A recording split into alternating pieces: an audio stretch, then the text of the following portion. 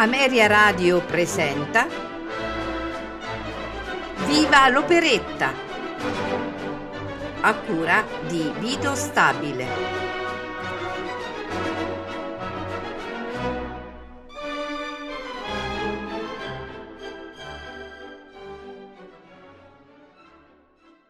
Buonasera, completiamo in questa puntata le dimenticanze proponendo alcune composizioni del compositore inglese Lionel Monckton, nato nel 1861, morto nel 1924, considerato così simbolicamente esponente del commedia musicale dell'operetta del periodo edwardiano. Cominciamo a sentire il primo estratto dall'operetta The Arcadian del 1908.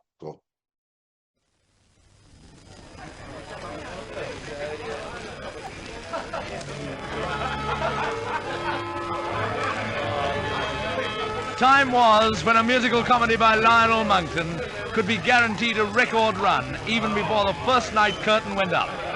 He was the coward, the cur, the Gershwin of his day. His music was entrancing. The beauty of his leading ladies was legendary. His chorus girls married into the peerage. Now time has taken the edge off his satire and his witty topicalities, but his melodies are still as fresh and sparkling.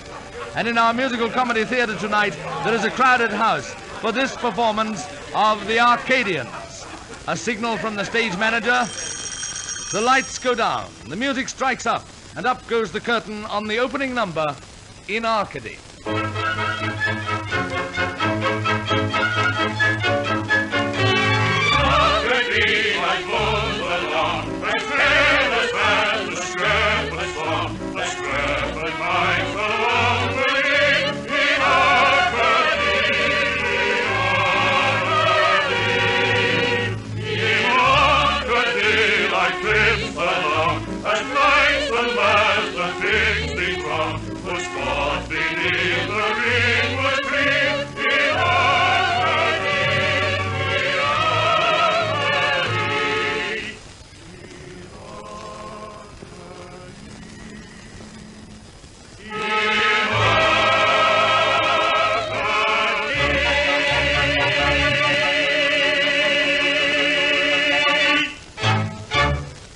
The scene is Arcady.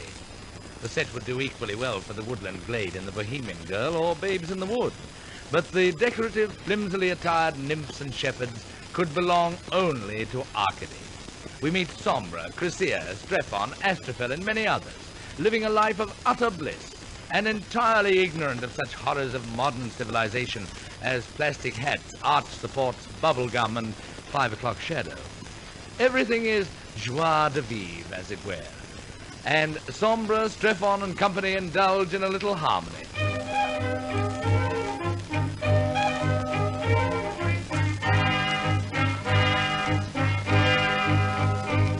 The shadow dappled mead is sweet with scent of thyme. The shepherd tunes his reed to rippling rhythmic rhyme. The swallow swoop and blind, the grass grows rich and ripe.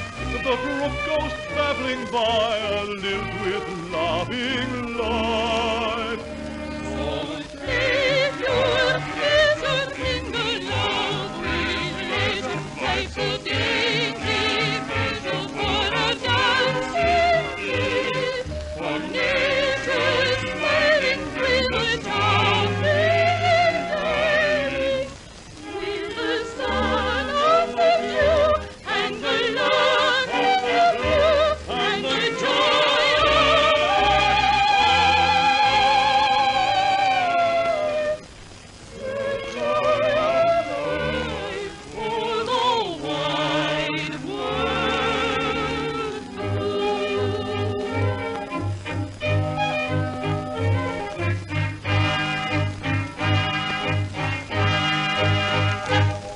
Then a cloud appears in the sky. One of those newfangled flying machines. Nearer and nearer it comes.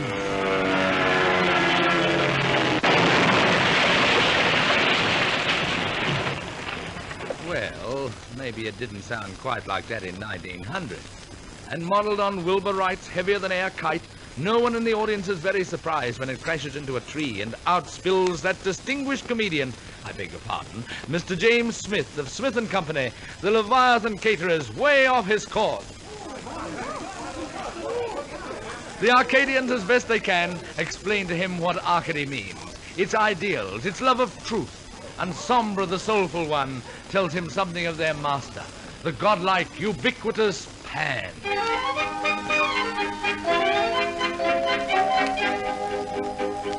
With a melody enthralling loud the woodland echoes ring. And the pipes of Pan are calling with a merry note and swing. Hear the joyous caroling, flowing, flowing, rising, falling, youth and joy must have their fling when the pipes of Pan are calling.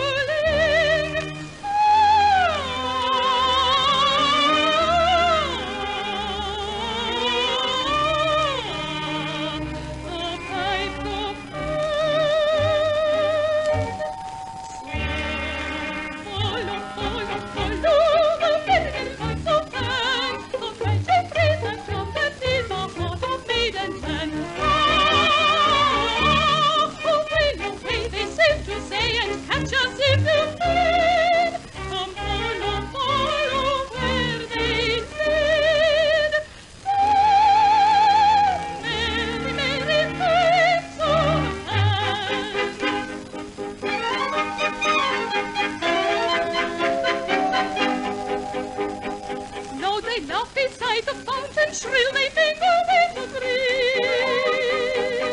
Sweet they call across the mountain, softly whisper through the trees. Flow they murmur with the bees, lively where the brook goes brawling. If your fingers touch the keys, when the pipes of Pan are calling.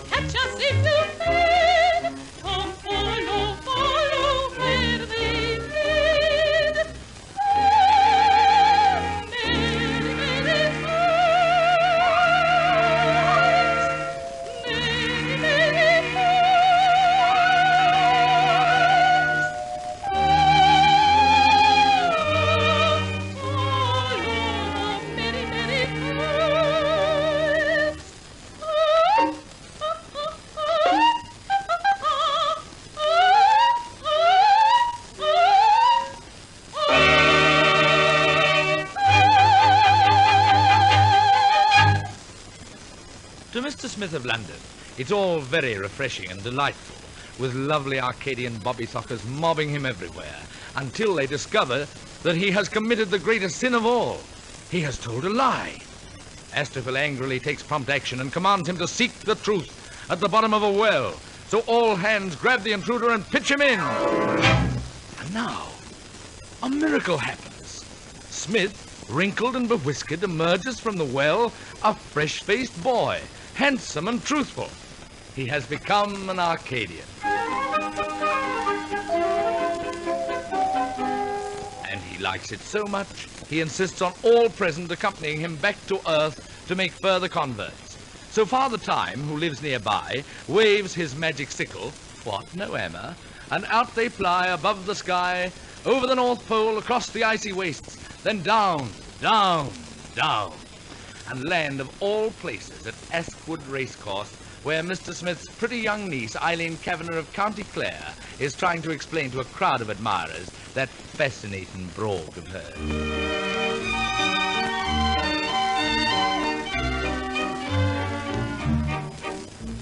Erin's a spot famous for granary, but we do not much with our scenery. We're not so green, we can make hay with your festa Colleen.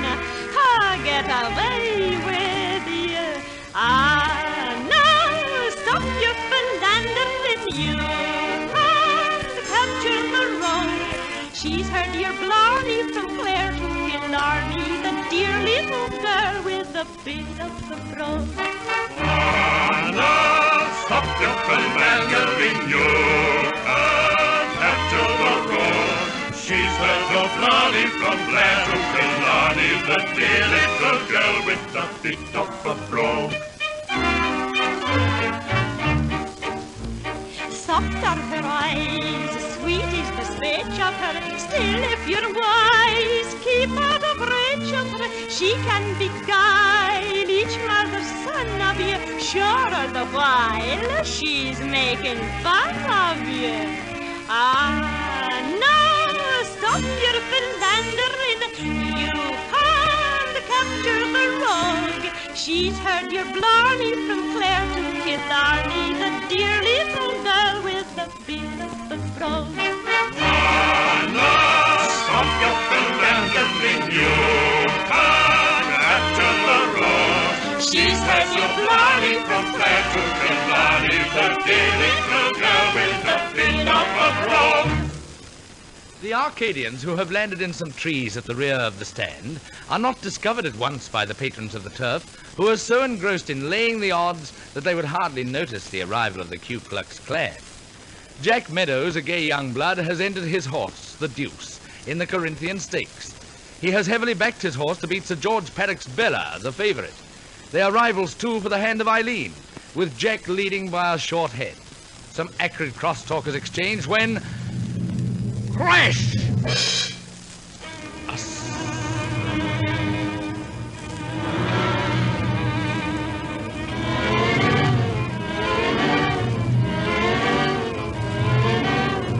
Sudden storm rends the sky, and out of nowhere the Arcadians, headed by Simplicitus, alias James Smith, appear before the amazed racegoers, not to mention Smith's wife, Maria. It falls to Sombra to explain the presence of the Arcadians among mere mortals, and at the same time put over some strong propaganda.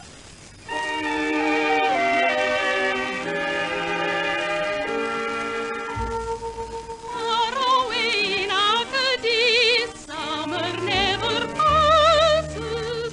Warm the wind that wanders free through the bending grasses. Sunbeams peeping through the shade meet a golden treasure. Dimpled youth goes down the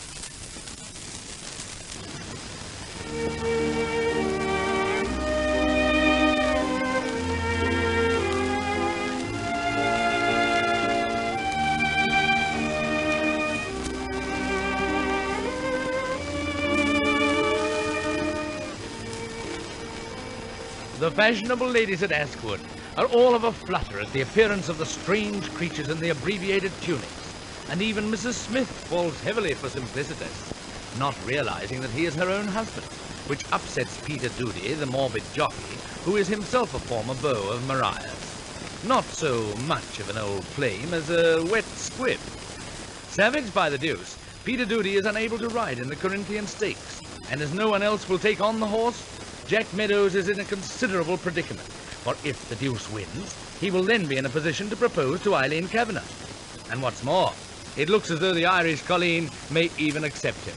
In which case, says Jack, I've already won all that's worth having. And so to their duet, Charming Weather.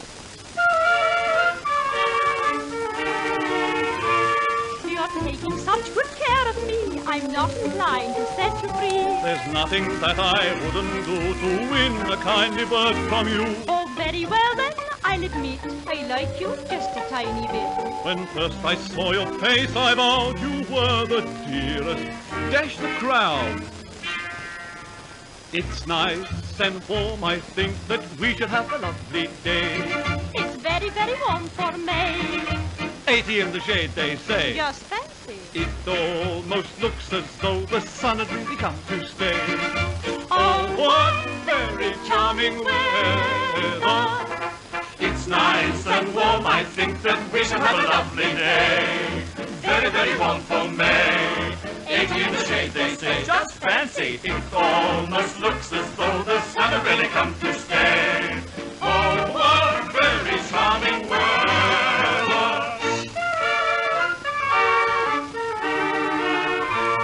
Thank goodness they have gone away. I've something I should like to say. I want to hear it. I confess, I'm sure that I could never guess. It's all the world to me, although the answer's simply yes or no. You haven't made it very plain. Oh, bother, here they come again. It's nice and warm, I think that we should have a lovely day. Very, very warm for May. 80 in the shade, they say. Just fancy.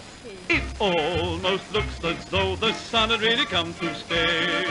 Oh, What very charming weather. It's nice and warm, I think that we shall have a lovely day. Very, very warm for May. 80 in the shade, they say. Just fancy, it almost looks as though the sun had really come to stay. Oh, what very charming weather. Jack and Eileen make their exit, and here comes the lovely Sombra talking earnestly to Simplicitous. She has just been chatting to the Deuce. The Arcadians are able to converse freely with animals, and the Deuce tells her that he's going to win. You are now an Arcadian, Sombra says to Simplicitous, so why don't you ride the horse? The Deuce says you can even go to sleep on his back if you like. He'll carry you home in perfect safety, and that's straight from the horse's mouth. So Simplicitous Smith dons the colours and goes out to ride, cheered by Mariah Smith, who by now is just silly about the man, with the cute little short toga and everything. The crowd climb back onto the stand. There is an ominous hush. And then they're off. Sir George Paddock Sparrow gets away to a flying start, with Sapphira running second, then Cow's Tail, Titbits, and Deuce left at the post. But Deuce is catching up now, with Simplicitous lying fast asleep on the horse's head. No, he's not asleep. He's talking in the horse's ear, and the Deuce is saying, "Oh, for pity's sake, Smith, will you stop breathing down the back of my neck? I'm trying to win this race." And win it he does, by George! There is a big celebration in the evening at Mrs. Smith's hotel. And here we find Eileen Kavanagh, jealous of Jack's interest in the Arcadian, flirting outrageously with Jack's friend Bobby. And the idea is that if you love Eileen, bring her a rose. When I wander in my garden, each little flower I see, sunshine makes them everyone shine, oh, nod their heads at me. There are pansies and pinks, there's a daisy that winks, each is fair in a way. You can choose which you may, but for me there's a queen of them all. But for me there's a queen of them all. I'm so tired of violets, take them all away. Lilies are frail and a trifle pale, by the tulip much too gay. Just one blossom I adore, fairest flower that grows. If my heart you would win, and you want to begin, bring me a rose. I've seen every baby blossom tucked in its nice warm bed, glowing every color showing purple and green and red. There are dahlias and stocks, there are tall hollyhocks, there's a peony blushing and fair. All are charming, I know, but wherever I go, there is one that's beyond all compare. There is one that's beyond all compare. I'm so tired of violets, take them all away. Lilies are frail and the trifle pale, by the tulip much too gay. Just one blossom I adore, fairest flower that grows. If me heart you would win, and you want to begin, Bring me a rose. To cash in on society's interest in the Arcadians, Mrs. Smith converts her dining room into an Arcadian restaurant. And even gloomy Peter Doody, now done with racing forever, has embraced Arcadianism. In his Grecian tunic, he makes a laughable figure, which rather distresses him. To think that he should be leading all these lovely girls into frivolity. As they dance and caper around him, he apologizes to the audience, saying, "That's what happens to a man that's always merry and bright."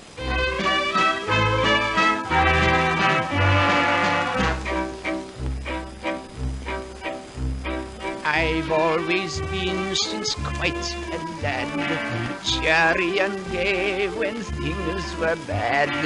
That is the way I've always had. Hey, look on the bright side, I've got a mother, always merry and bright. Look around and you will find every cloud is silver lined, the sun will shine. Although the skies are grey, one I've often said to myself, I've said, cheer up, Cully, you'll soon be dead.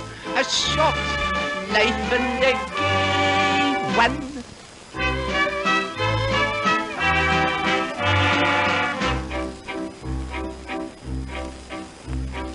Trouble may be upon the mat, I never care 2 straws for that. I simply whistle and cock my hat, aim horribly reckless.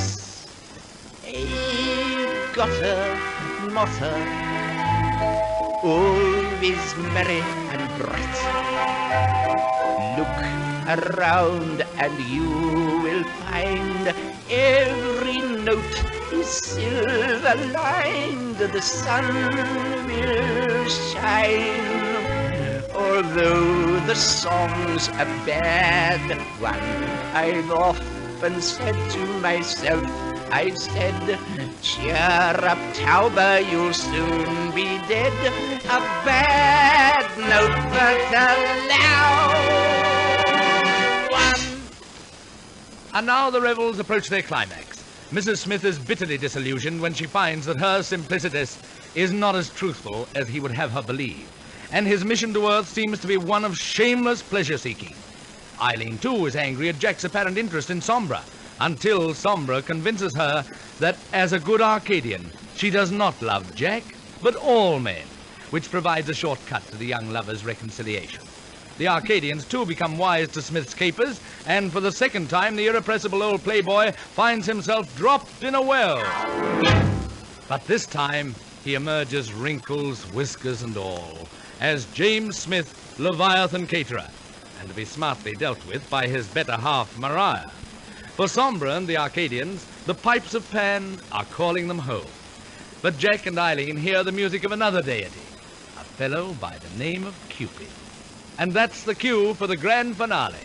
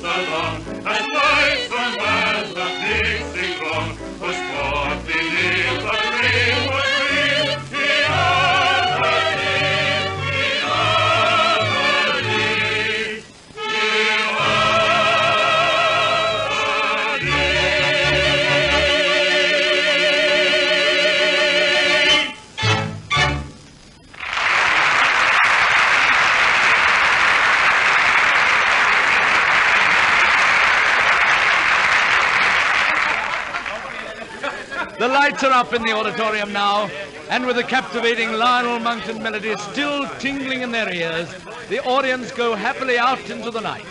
So ends another performance in our musical comedy theatre.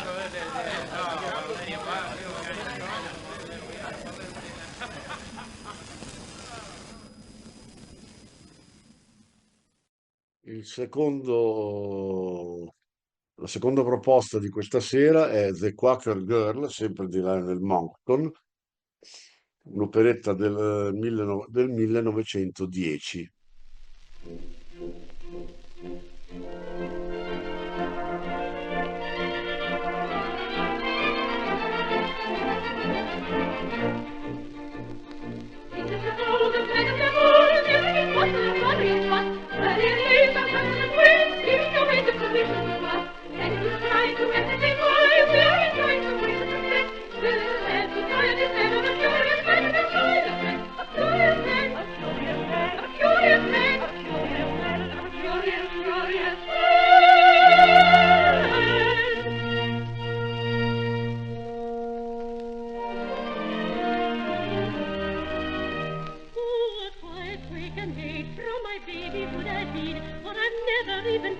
With the children on the green, but I used to sew and mend while my aunt was sitting near, till a little Quaker friend came and whispered in my ear. Thee loves me and me loves thee. Oh, he was a young mischief maker, two little sweethearts we used to be. He was such a dear little Quaker.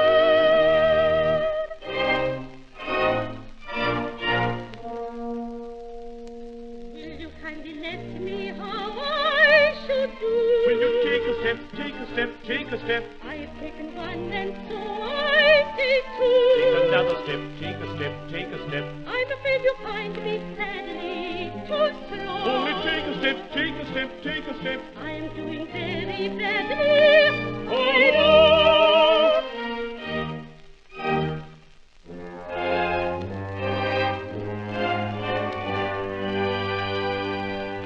No, we'll try. Oh, you will not please. Not I. After a day of it, I'll get the way of it by and by.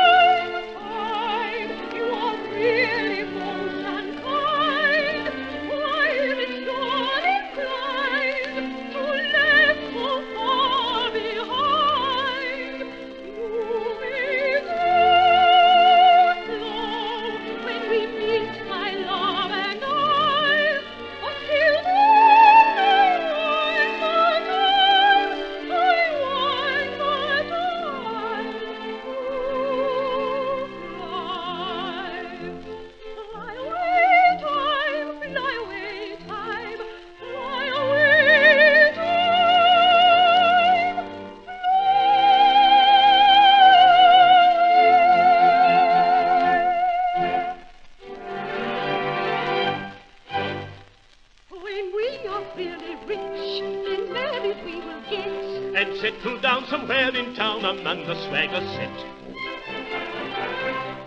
house in Berkeley Square will suit me to the ground. We'll dine in state off silver plate with flunkies standing round, with great big flunkies standing round. Oh, Jerry, will you pass the sherry? Kindly bid the footman stir the fire. That's the sort of thing we'll say on that happy, happy day when I'm Mr. Jeremiah Esquire.